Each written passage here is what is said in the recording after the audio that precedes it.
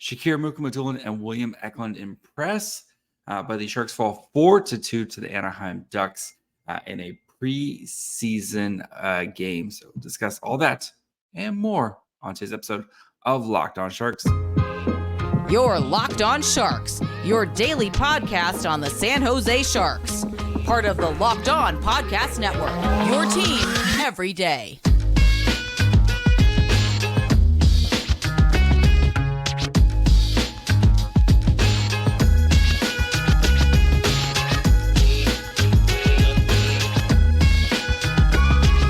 Hello, welcome to Locked On Sharks, the premier hockey podcast covering your favorite team in the Bay Area. My name is JD Young, contributor at Inside the Rink, and I want to thank you for making Locked On Sharks your first listen. Proudly a part of the Locked On Network.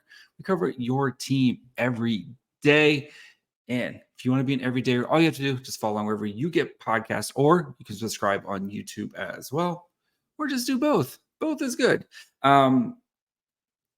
The Sharks lost in a preseason game, right? 4-2 to the Ducks. But the big story coming out of this game is the play of one William Eklund and Shakir Mukhamadullin. And we'll start with William Eklund first because he's our Swedish son. We love William Eklund. And William Eklund is going to be on the NHL roster come opening night. I think tonight was just, you saw it tonight, right? Every time he stepped on the ice, he was making plays. And again, grain of salt with the rosters that are out there, right? The Ducks roster, biggest grain of salt with all that. But you can still see with just the style that he played, right? That constant motor, the forecheck, when he had the puck, when he didn't have the puck, he was doing a lot tonight and a lot of positive things. Showed no hesitation coming off his shoulder surgery. Was not afraid to mix it up, get into the action, whatever he was needed to do. Like William Eklund did it all tonight, and of course scored a goal on the very rare but lovely 4-on-3 power play. 4-on-3 power plays are just amazing. Side note, but William Eklund, I think, secured his spot. And now it's just how high can he kind of climb in training camp and begin the season. It seems like he's going to be starting the season on the third line. We'll talk about the lines here in a little bit, but you have to be impressed with what William Eklund, like everything William Eklund learned from last year with the AHL, it was on display tonight. Even at the very end of the game, right? Sharks are on the penalty kill after Vlasic takes a dump. Ticky-tack. Anyway, Vlasic's in the box, right? Eklund almost single-handedly causes a breakaway to try to score the game-tying goal, and basically just gets caught up before he's able to get out there, like kind of get the puck clean. You have to be feeling good about William Eklund and the direction, because this is the floor, right? He's only going to get better from here, and he's only going to get better by playing with more NHL players and going to be playing with better NHL players as the season goes on. So you have to be excited about what William Eklund is going to be doing. So I think that transitions into Shakir Mukhamadullin, who was just as impressive on the blue line. And David Quinn gave him a lot of opportunities. But again, you see kind of, especially if you watched kind of the beginning of the Barracuda, very, I don't want to say timid, but indecisive, right? And just kind of wasn't sure, but you see just how calm he's starting to look with that experience coming with him. And he, in his own zone and the offensive zone, he looked like he belonged. Going over the summer, I was very much Mukhamadulin's probably going to spend the entire year in the AHL to the end of the season or after the trade deadline. I know there's a ton of dudes in front of Mukhamadullin. You have your Burrows and Vlasics and Ferraros and, name them all, right? Mukhamadullin is going to be knocking down the door here soon, and he is the big piece, right, from the Timo Meier trade, at least non-pick-wise. He's the big piece for them. And I think Mike Greer and company are going to want to see him sooner rather than later, especially if he hits the ground running for the Barracuda this year. I said Christmas time. I mean, I know last year I said Christmas time with Eklund, but you don't have that. He's already eaten part of his ELC. Like, you don't have that ELC game with him. Like, I think they're going to want, especially once the Sharks kind of start to fade out, but before the trade deadline, when they still got some dudes around, I wouldn't be surprised if Mukhamadullin's playing NHL games this winter and before the trade deadline, just because, especially if he has a good start to the season. He just kind of looks like he belongs. And again, I know these aren't fully NHL rosters out there, but it's not like this Ducks team isn't a talented team. So, yeah, I think the next big thing tonight, before we kind of get into the numbers, and then we'll talk about some roster cuts here in a little bit, but is the transition game. And that's always kind of been my big fear with this team heading into this season, especially with one, Erik Karlsson not being on the roster anymore, right? And especially in the first period, I will say this team definitely really kind of turned things around a little bit at the end, as the game went on. But like, it was brutal at the beginning of the game, right? And just unable to get the puck out of their zone. And credit to the Ducks to coming out and kind of trying to set the tone with their forecheck. But how many times was it just like trying to make even a simple pass out of the zone, and it's basically like a 50-50 puck where both the Sharks and the Ducks players are kind of going for it, right? Just not a lot of clean transitions out of the zone. And that is one of my big worries for this team, is that they're just not going to be able to get the puck out of the zone cleanly, or you're going to make your life so hard on your forwards, as they're going to have to kind of scrape and claw just to get the puck into the neutral zone and then into the offensive zone. As the game went on, again, they kind of figured out things a little bit with the Ducks, and you saw, especially in the third period, when the Sharks were definitely in comeback mode here, but trying to come back from 2 goals. But yeah, just imagine yes, the Sharks will have more NHL talent when they actually have their NHL roster, but it's not like the other teams won't either. And I think you're still going to have those issues just because of the nature of the blue line for the Sharks, and just that not unable to get a guy who can kind of get the puck moving easily, right? That is the Erik Karlsson effect. That is, Erik Karlsson's amazing at getting the puck going and finding an open forward, and it seemed like a slog, especially in the first period, even the first half of the first period, of just kind of getting that going. So we'll see as that kind of continues what the Sharks can do there. It's felt like a lot of kind of on the rush type as the game went on, but still just a lot of tough shifts, just getting, especially if Eklund or Mukhamadullin wasn't on the ice, just a lot of tough shifts just to kind of get things going for this team, and how they kind of, it wasn't the prettiest. So, but overall, I mean, we'll talk, Mackenzie Blackwood and kind of the rest of the lines here a little bit, but very, very rough first 10 minutes of the game. But then the Sharks kind of found their footing and found their game. And there's plenty of guys that I thought really impressed tonight, as we'll dig into a little bit more when we get into what the numbers say and kind of how each line looked as well. But before we do all that, do actually a new thing here. Gonna take a quick break and talk about our new friends over at DoorDash. Nothing worse than like missing syrup for your pancakes, or you ran out of your favorite coffee creamer. With DoorDash grocery delivery, you can get what you want right when you need it. You've trusted DoorDash, right? I know I have, to get from restaurants to get my favorite food delivered to me all the time. You can actually now do that with groceries, with thousands of grocery stores to choose from. You'll find the best in your neighborhood and boost your local economy with each and every order. great thing, they also have the Dash Pass membership that we can save on all your grocery and restaurant favorites with a $0 delivery fee on all eligible orders with a Dash Pass membership. So get 50% off your first DoorDash order up to $20 value when you use code locked at checkout. Limited time offer, terms apply. That's 50% off, up to $20 on no minimum subtotal and $0 delivery fees on your first order when you download the DoorDash app in the App Store and enter code LOCKED. Don't forget, that's code LOCKED for 50% off your first order with DoorDash. We have new fancy ad graphics now. If you're watching on YouTube, if you're not subscribed on YouTube, I don't know what you're doing, man. They come out first on YouTube. It's the easiest way if you want to help me. So what did the numbers say? So let's first start by digging into what the lines look like again. I know Granlund was supposed to play tonight. Was a last-minute scratch.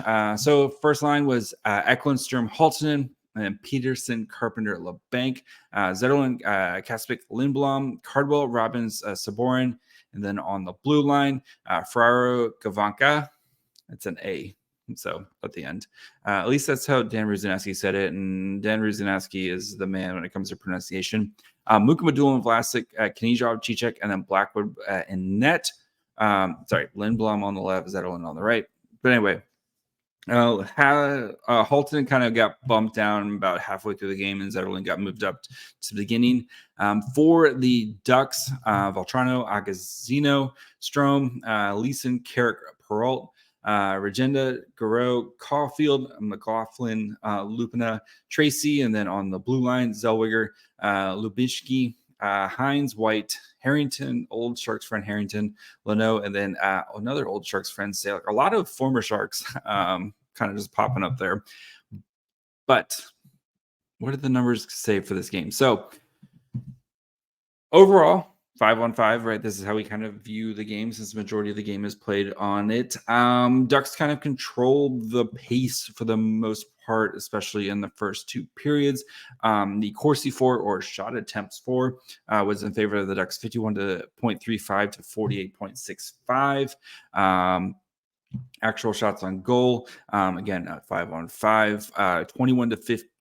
If you're looking at all situations, shots on goal was 25 to 17 in favor of the Ducks. Shot 4% is 58.33 to 41.67. So again, the Ducks really kind of control the pace for the majority of this game. High danger chances 9-7 in favor of the Ducks. Expected goals for 1.96 to 1.74 in favor of the Ducks. So even though the Ducks did have kind of control the game, the Sharks still kind of made an effort, and with the expected goals, they're kind of keeping it pretty close. So especially with how the Ducks looked, a little bit more in control, especially in the beginning of the game. As for the Sharks lines, so again, all the lines are going to be a little bit mixed up. So we'll kind of just look at the line, like the starting lines and the lines that played the most together. So again, 5-on-5. The line with the most ice time was Peterson, Carpenter, and LeBanc. They had 7:36 time on ice.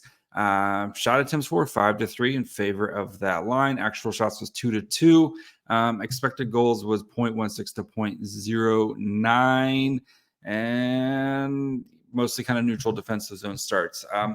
Carpenter, I think from that line, Carpenter, we know exactly what he is. He's going to be a strong fourth line type of center. I still think he's probably going to be the Andrew Agazino role of playing kind of top minutes or playing big minutes on the Barracuda. And then if you need him to kind of slide in due to injury.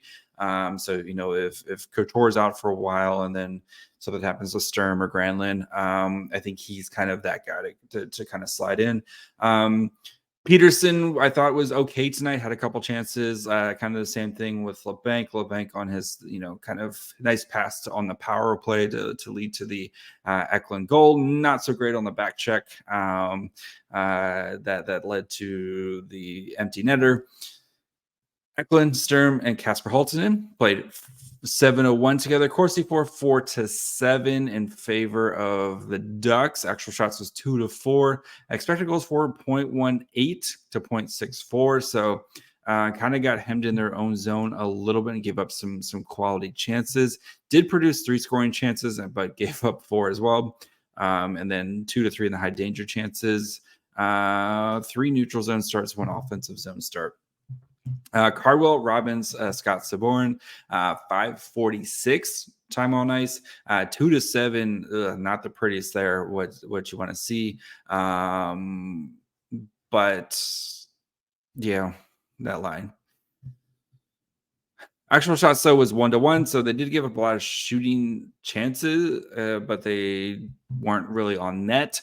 0.2 to 0.17 expected goals for in favor of the Ducks. Kind of a hodgepodge of zone starts. So, and then finally, Zetterlund, Tanner Kaspick, and Oscar Lindblom.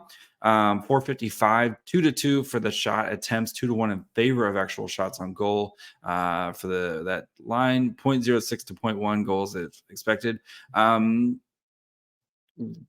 Back into these 2 lines here. So Robbins, I think, is going to be kind of your 4th line center of the future. Like, he was kind of given a lot of penalty kill, kind of played some penalty kill time as well. Cardwell, I thought, had a very quiet first 2 periods, but in the 3rd period, you saw things kind of click for him. He had a really nice opportunity when he was kind of coming down the boards and on a rush. And that's one of those where you wish he just shot it instead of trying to make a pass that led to nothing. Shoot it. I know it's very Brett Hedican. Shoot the puck. You have guys kind of crashing the net and see what happens, especially a guy like Cardwell, who's known for scoring goals, right? Shoot the puck, and you're especially when you're trying to come back in a game. Just get the puck on net. What's the worst case is that either, right, the goalie stops it and then you have an offensive zone start, or good things could happen from there. So, but like I said, as the game went on, you start to notice Cardwell more and more, and it might just be kind of those first game jitters. Remember, first game kind of professional type of game for him, the setting.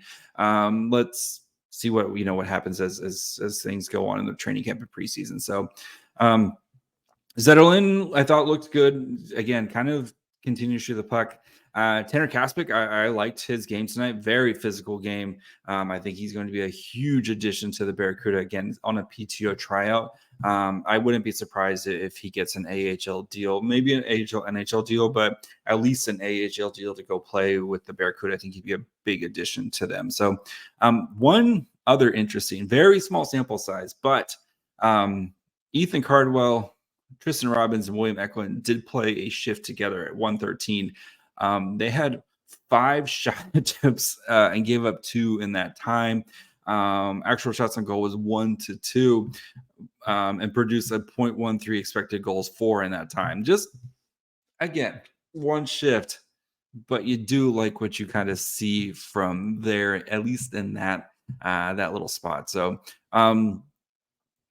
before we'll talk about Blackwood's night, and we'll look at the roster cuts here in just a minute.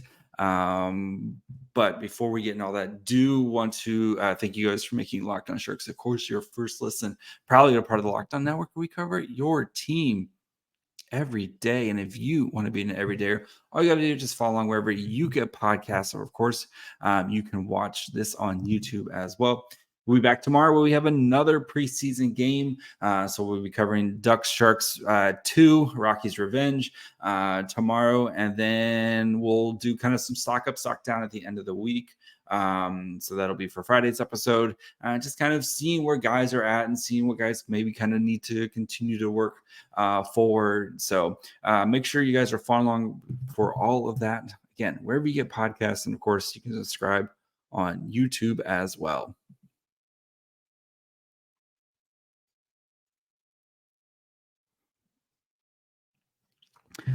Again, fancy graphics for us now. All right, so Mackenzie Blackwood, usually I try to stick this in there, but kind of running a little, took a little bit longer on with that part. But Blackwood tonight, very rough, very rough first 10 minutes or so of the game where he let up 3 goals. But as the game went on, I think he definitely settled in, didn't give up another goal. And, the Ducks had some quality chances throughout the rest of the game.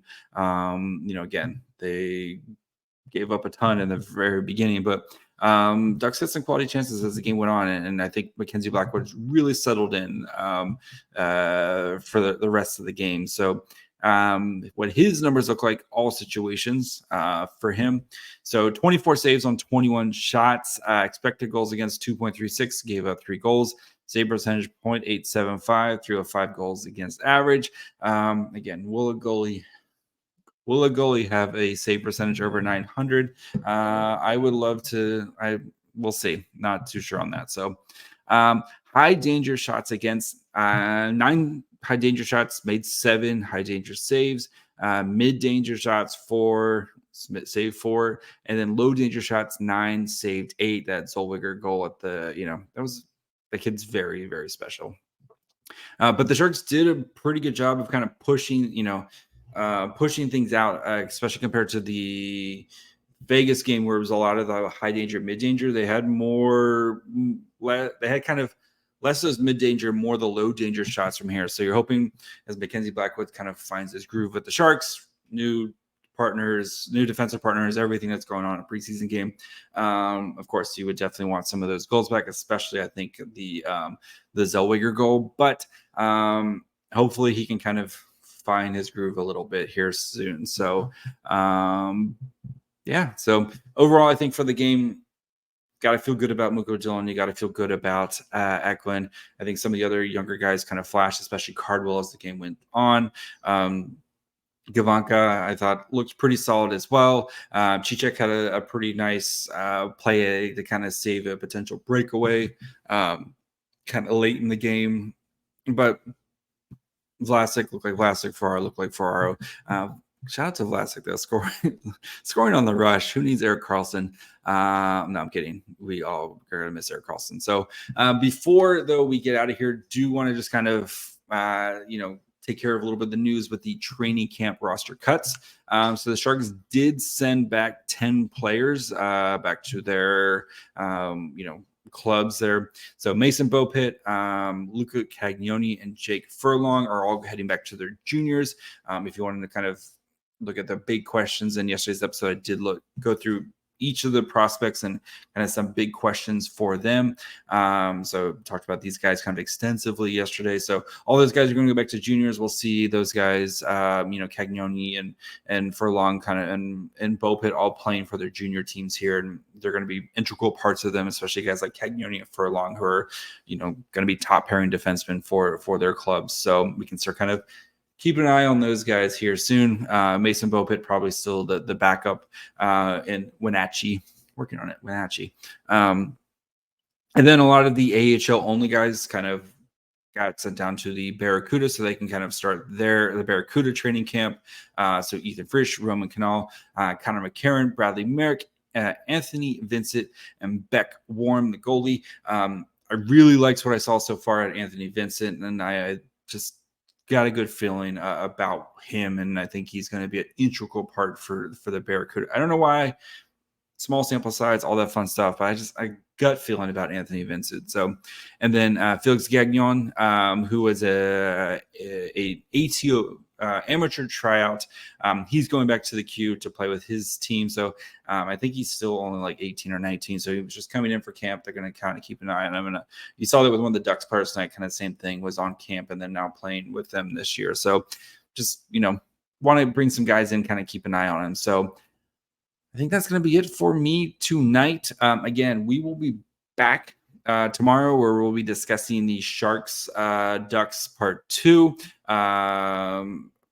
Electric Boogaloo. I don't know what it's, we'll be discussing that. So I expect to see kind of a lot of the same roster that we saw on Sunday night's game. So your Hurdles, your Bordelos, those guys, I wouldn't be surprised if we see them.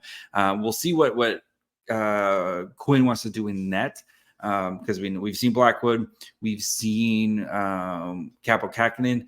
Do we see Magnus Krona maybe get a full start? I think he was the backup for that game. So interesting to see what he does there, especially as Ethan Cardwell is kind of still working his way back from injury. So I would like to see Magnus Corona in net. That would be me, because you still have a couple more preseason games where you can kind of let these guys continue to kind of get back into game shape. But I want to see Magnus Corona. That's kind of one of the big things I'm looking for.